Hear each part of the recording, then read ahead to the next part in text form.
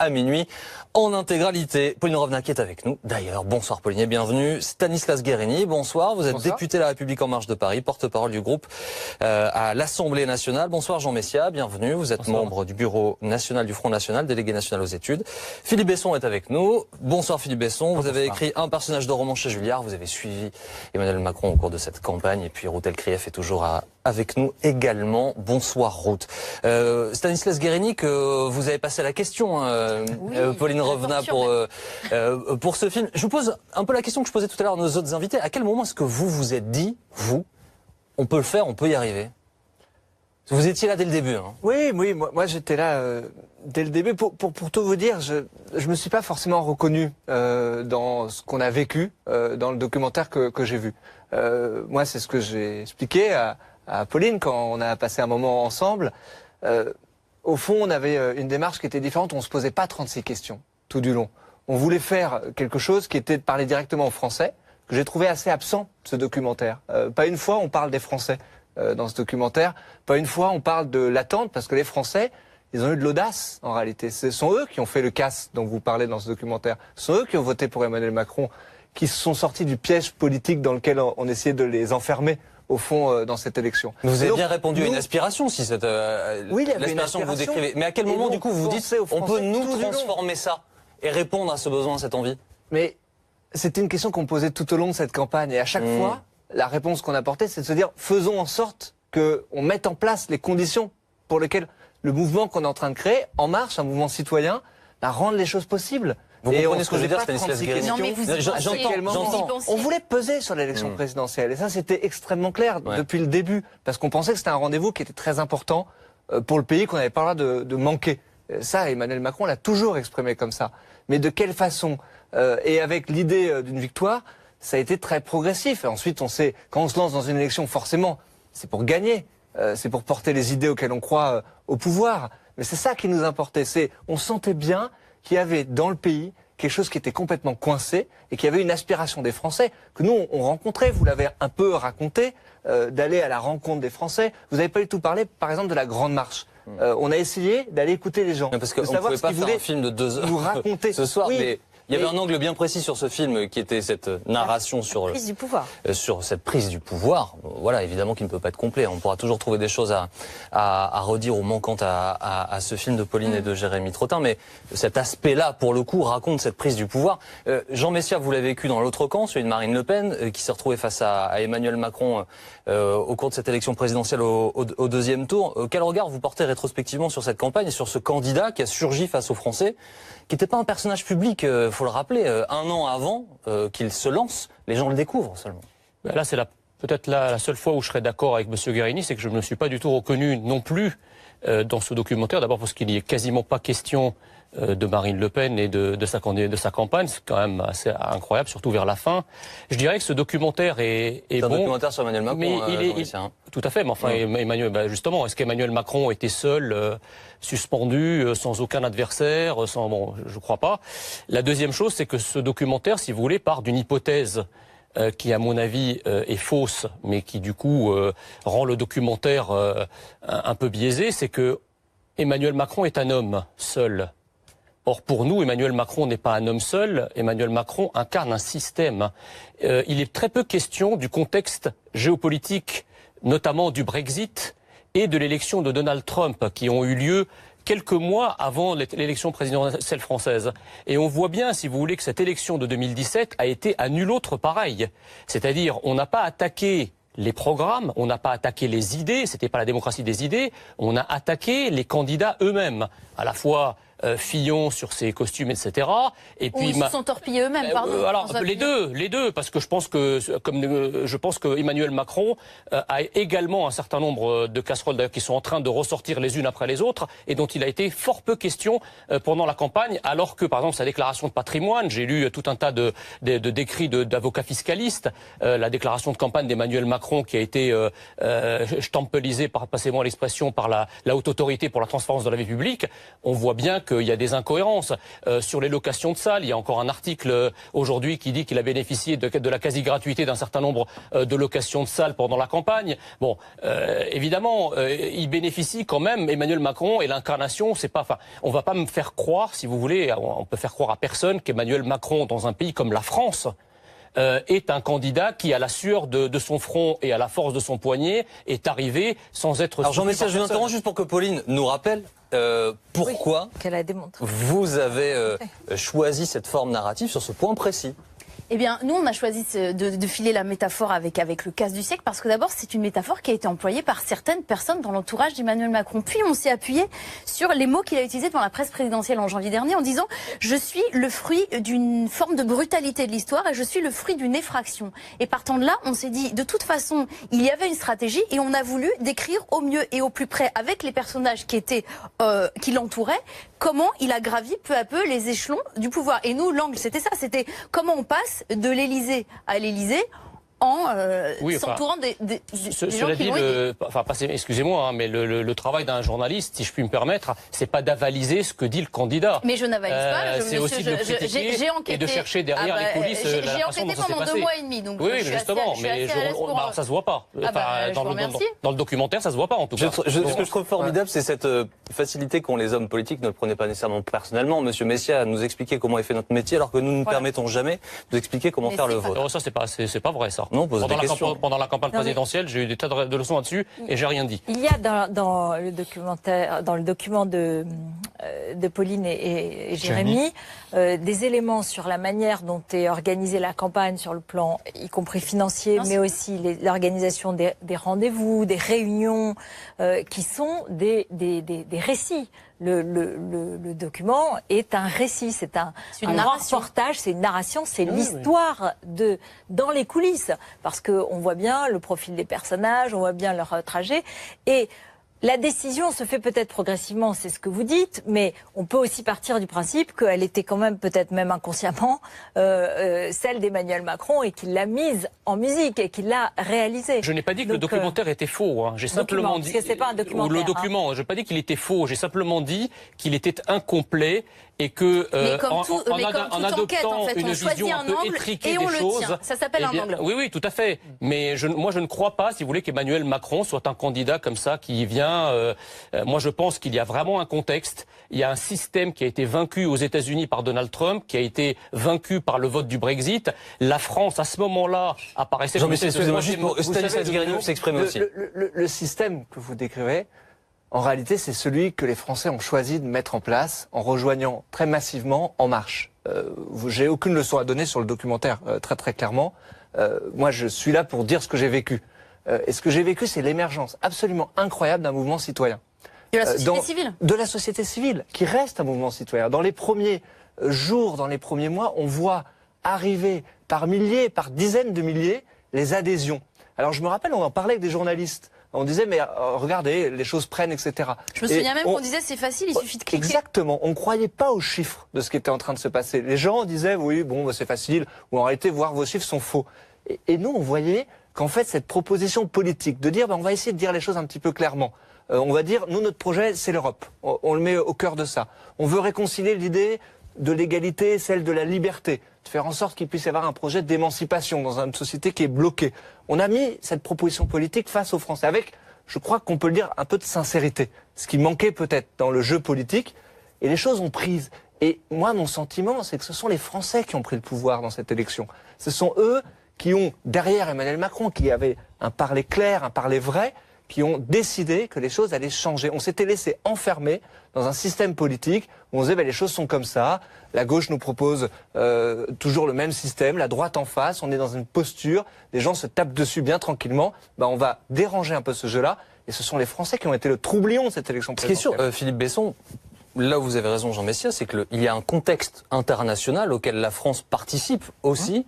Il y a une remise en cause d'une forme de système, pour reprendre cette expression que vous employez tout à l'heure, politique. Et la France choisit Emmanuel Macron, là où d'autres pays ont choisi des gens plus à droite ou plus à gauche. Mais en fait, la France est le seul pays où c'est un homme plus central politiquement, en Oui. tout cas, qui est choisi pour Oui. incarner ça? Bien sûr. Alors, c'est vrai que ça fait une différence par rapport au reste, mais pour autant, si on creuse un peu profond, ça ramène à ce que je disais tout à l'heure. C'est que Emmanuel Macron, il incarne une alternative. C'est-à-dire que c'est comme l'ont incarné d'une certaine manière Donald Trump ou d'autres. C'est-à-dire qu'il y a l'idée, c'est pas justement le candidat attendu, c'est pas le candidat prévisible. On aurait dû, dans cette élection, avoir François Fillon, président de la République. Point.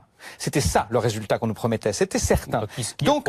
Mais parce que l'idée, c'est qu'évidemment, on savait que la gauche était discréditée parce que François Hollande est même empêché de se représenter, donc on voyait bien qu'a priori la gauche avait assez peu de chances de gagner l'élection présidentielle, et on voyait bien qu'à priori, parce que c'est la Ve République, le tic-tac de la gauche et de la droite depuis toujours faisait que nous allions avoir le candidat de droite. C'est celui qui avait été choisi à la primaire, c'était Fillon. Donc Fillon. Moi, je me souviens quand Fillon est désigné, je me dis bon ben voilà, ça va être lui le prochain président. Donc il y a quelque chose d'attendu. Et ce que représente Emmanuel Macron et ce qu'il rapproche de Donald Trump ou du Brexit, c'est qu'il est inattendu. Il ne devait pas gagner. Ça ne devait pas se passer comme ça. Donc moi, je pense que les Français sont sur ça. Et la deuxième chose aussi, je rejoins ce que dit Stanislas Guerini, c'est-à-dire que la grande consultation citoyenne qui a été engagée et qui effectivement est assez neuve, je crois pas qu'il y en avait eu d'autres avant. Bon, Ségolène Royal, Désir d'avenir. C'est vrai, Désir d'avenir. Enfin, ça n'avait pas cette ampleur, ça n'avait pas cette échelle. Bon. Mais c'est vrai que c'était déjà ça. Et je me souviens d'avoir demandé un jour à Benjamin Griveaux, j'ai dit mais c'est quoi ce qui ressort au fond de cette... S'il fallait dire qu'une seule phrase, et il me dit, les Français nous disent, nos vies sont empêchées. Donc c'était l'idée du blocage, on peut pas avancer, il n'y a plus d'ascenseur social, où tout est compliqué, où on n'y arrivera pas, etc. Et il disait, si nous on trouve une réponse à ça, alors on a une chance effectivement d'avancer. Je ne dis pas qu'ils ont trouvé la réponse, j'en sais rien, moi je ne fais pas de politique, mais je dis qu'en tout cas, il y avait l'idée de faire un diagnostic préalable plutôt que de dire, on a une recette de gauche ou une recette de droite, on va l'appliquer, parce que de toute façon c'est comme ça que ça se passe depuis toujours. Pauline Renet, ensuite Jean Jacques Attali, il appelle ça, j'ai pas pu le garder au montage, mais Jacques Attali, il appelle ça le dégagisme soft. Oui, le dégagisme central, oui, bien sûr, c'est ça, oui, tout à fait. Et Jean Messia. c'est lié à ce que vous disiez, pardon, je veux compléter, mais ça va revenir à ce que vous disiez. C'est aussi la réaction au Brexit et à Donald Trump, sans doute, que la France choisisse ce dégagisme par le centre. Non, moins dangereux. Non, parce qu'en fait, il y a le faux. Oui, parce qu'ils sont arrivés avant, et donc il y a le sentiment que c'est possible, c'est-à-dire concrètement Marine Le Pen peut arriver, ou éventuellement Jean-Luc Mélenchon qui part son discours anti-Europe aussi, ou en tout cas eurosceptique. Et donc il y a la prise de conscience par les Français que tout est possible. Tout est possible. Tout est possible. Et donc la solution Macron aussi. Et à ce moment-là, ils font leur choix. Emmanuel Macron n'est pas le candidat d'un nouveau monde. Emmanuel Macron, à cette période-là, au moment après le Brexit et après Donald Trump, Emmanuel Macron est le représentant de tout l'ancien monde coalisé, reformé, reconstitué. Lisez les pages de Un président ne devrait pas dire ça, parce que, à mon avis, le documentaire sur Hollande ne m'a pas non plus convaincu. Hollande dit clairement dans Un président ne devrait pas dire ça, la préfiguration du mouvement de Macron. Il dit les anciens partis sont finis, il faut imaginer un nouveau courant avec une nouvelle tête. Tout ça a été clairement écrit. Donc, ça, c'est sur les personnes. D'ailleurs, on dit il a fait exploser les partis. Mais quel parti était contre lui au juste? Qui n'a pas appelé à voter pour lui à la fin du premier tour de l'élection présidentielle? Le Front National, la France Insoumise. Voilà, c'est tout. Mais tous les autres partis. Ça fait 40% des voix. C'est la première fois. Ce sont ceux qui ont été pulvérisés. On dit il les a pulvérisés, mais enfin, ils se sont reconstitués autour de lui quand même. Précisément, la grande différence. Il sort pas du ciel. La grande différence entre 2002 et 2017, c'est qu'en 2002, la totalité justement de la classe politique a appelé à faire barrage au Front National, et qu'en 2017, c'est pareil. La France Insoumise n'a pas appelé à faire de choix. Il n'y a que Mélenchon. Bien sûr. Mais toute la France Insoumise. La France Insoumise a voté pour Macron. Signe égal entre Macron et Monsieur Dupont-Aignan, qui faisait je crois 4% des voix, s'est rallié à vous. C'est tout. Donc on peut pas dire que la classe politique s'est ralliée à Emmanuel Macron. Mais si, les socialistes. Même Jean-Luc Mélenchon, il n'a pas donné de consigne de vote, mais on sait très bien que dans les urnes, les Insoumis ont quand même massivement voté pour Emmanuel Macron. Les syndicats... que vous ayez perdu l'élection, c'est sûr. Ça, il n'y a aucun doute. Vous l'avez perdu. Oui, mais vous avez moins de voix que les autres. Non, mais sûr, la question n'est pas là. Oui, c'est la démocratie. Voilà. Nous ne le contestons pas. Mais en revanche, nous présenter Macron comme étant le représentant d'un ancien monde, à la fois sur les personnes qui l'accompagnent et sur la politique qui est menée, Ça, c'est le casse du siècle, Louis. Vous savez, moi, je suis pas là pour refaire le match avec le Front National un an après l'élection présidentielle. Ce que je crois pas trop à la thèse du dégagisme. Parce que le dégagisme, c'est quand on porte une idée qui est forcément négative. Et ce qui me frappait, moi, dans la classe politique, c'est que tous les projets étaient des projets contre l'Europe, contre les chômeurs. On était contre. Et nous, on est venu penser un projet pour. C'est le contraire du dégagisme. On a proposé quelque chose aux Français qui était justement un projet progressiste, un projet d'espoir, avec des prises de risques politiques. Parler d'Europe, agiter les drapeaux européens dans les meetings de la campagne, C'était pas personne ouais. ne le faisait. Et on a gagné là-dessus. Et donc, que vous le voulez ou non, on a gagné là-dessus. Et je pense que ça, c'est le contraire du dégagisme. Et c'est là où moi je suis reconnaissant et fier des Français. Du reste du personnel politique Oui. qui représentait ce jeu qui était peut-être bloqué, effectivement. Mais notre proposition n'était pas seulement cette paresse intellectuelle qu'a dénoncé Emmanuel Macron de se contenter de dire tout ça ne marche pas, puis il faut juste faire autre chose. Ce autre chose, il était défini politiquement. Il était très structuré. Et on a gagné sur un projet politique qu'on est d'ailleurs en train d'appliquer. Qui puisse déranger, je comprends. Ça donne pas grand-chose mais pour l'instant. on est en train d'appliquer. Ça donne par exemple les travailleurs détachés, ça donne par exemple la taxation des GAFA, ça donne des avancées au niveau européen qu'il faut continuer. Et nous aurons l'occasion d'en discuter à l'occasion des élections européennes. Pour revenir à ce que disait M. Besson dans la première partie de votre émission, où il disait bon, il n'y avait pas d'argent, les autres partis avaient leur argent, Emmanuel Macron était tout seul. Bah écoutez, si c'était aussi simple qu'un illustre inconnu, puisque c'est présenté comme ça, qui n'est connu ni d'Ève ni d'Adam, arrive comme ça et commence à demander de l'argent et reçoive spontanément 17 millions d'euros. Alors, 13 venant des particuliers et il a emprunté le reste. Mais ça veut dire que n'importe qui peut faire ça. On voit bien qu'il y a quand même derrière lui. Bah, tentez votre chance. Bah non, je veux dire, si on prenez votre risque. C'est un casse du siècle, ça je suis d'accord avec vous, sauf que c'est Winnie l'ourson en la personne de monsieur Hollande qui était à l'Élysée et monsieur Macron a été financé par l'oncle Picsou. Alors évidemment, le casse du siècle est toujours facile comme ça. Hein. Enfin, vous aviez l'argent public, on est d'accord. Vous avez de l'argent public. Oui, mais ne présentez pas Emmanuel Macron comme si c'était quelqu'un qui n'importe qui peut pas le faire. Ça veut dire qu'il y avait quand même des gens derrière lui. Vous savez aussi que les dons sont limités. Oui, on va donner plus de 7 500 euros par an et par personne. L'idée qu'il y aurait derrière des millionnaires qui auraient donné des millions était fausse. Techniquement fausse. Ça fait que ça ne peut pas exister parce que la loi française fait que personne ne peut donner plus de 7 500 euros. Donc je vois bien que l'idée derrière, c'est que vous expliquez qu'il y a des gens qui ont donné des millions. Mais Mediapart vient de révéler aujourd'hui une enquête selon laquelle il y a eu plusieurs irrégularités dans les donations qui ont été faites. Évidemment, personne n'en a parlé. Un mot là-dessus, parce que je pense que je n'ai pas envie de me laisser, entre guillemets, entraîner vers le bas dans ce débat de chiffonnier, mais c'est pas le bas, quand même, les c'est les comptes conditions de d'une campagne élection, ont été validés par la Commission nationale des comptes de campagne. Ils ont été, je crois, scrutés. Il y a eu, vous l'avez rappelé dans le documentaire, ce qu'on appelait les Macron Leaks, c'est-à-dire qu'il y a eu une attaque informatique sur tous les mails sur la campagne. Ce qui nous a permis d'avoir accès à pas mal d'informations. Oui, tout à fait. Et d'ailleurs, vous avez fait un travail journalistique et vous avez vu qu'il y avait beaucoup de scandales dans ce Macron Leaks. Ben non, il n'y avait rien du tout.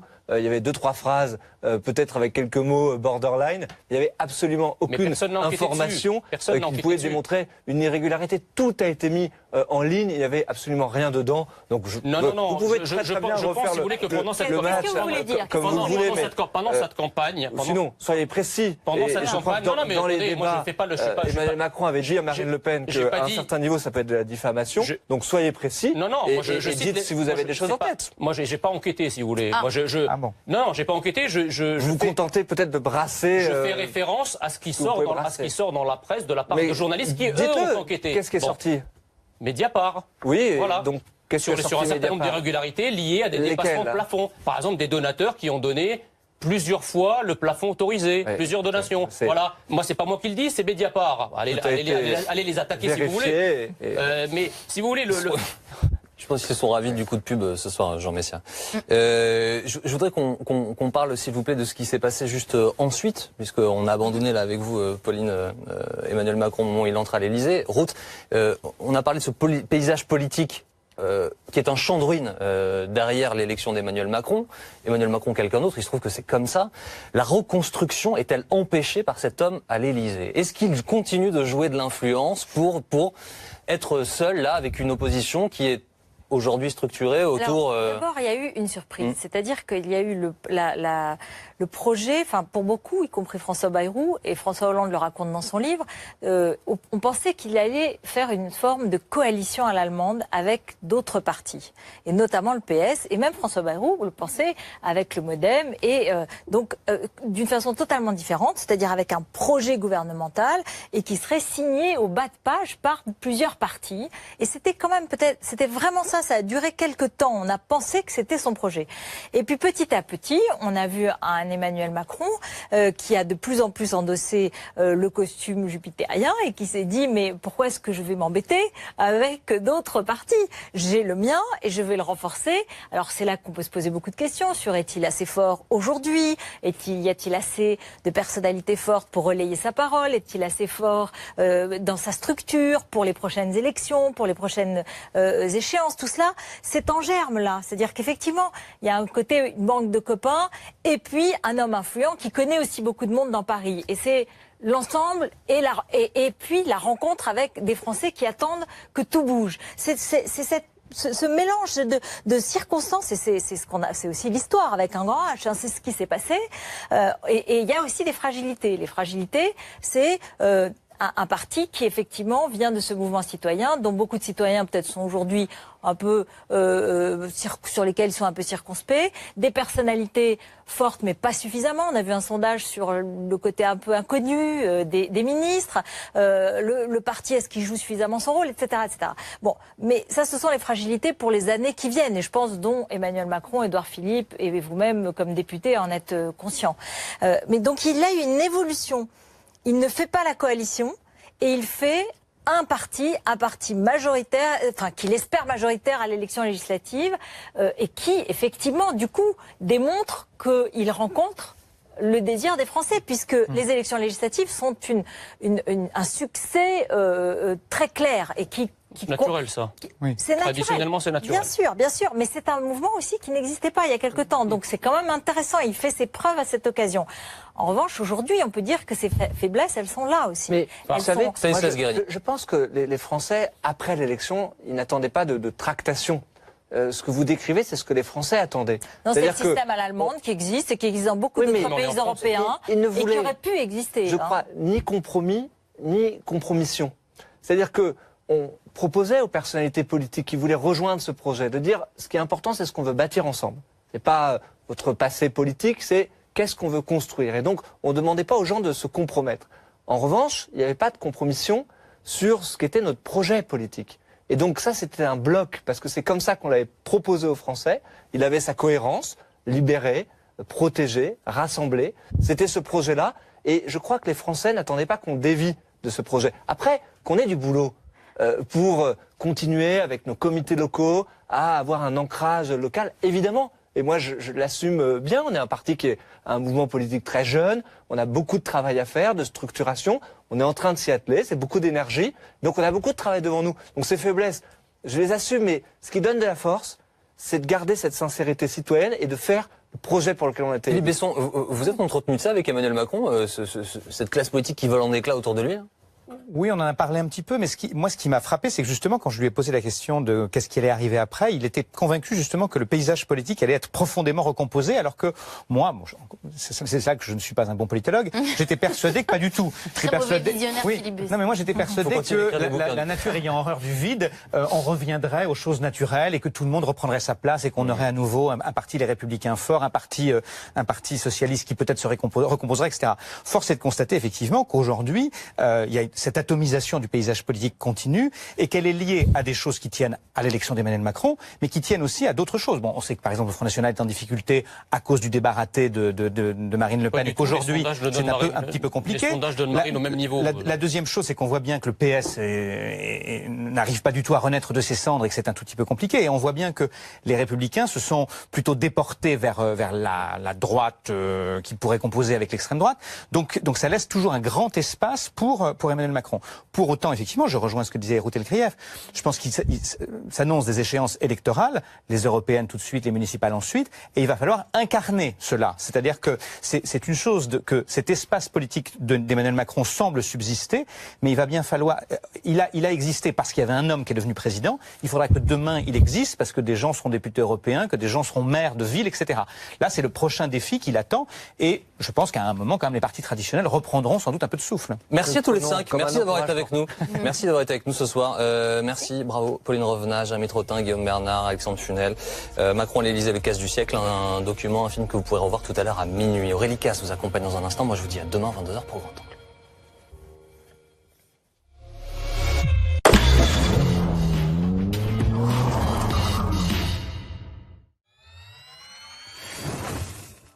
Fort de son savoir-faire en matière de véhicules utilitaires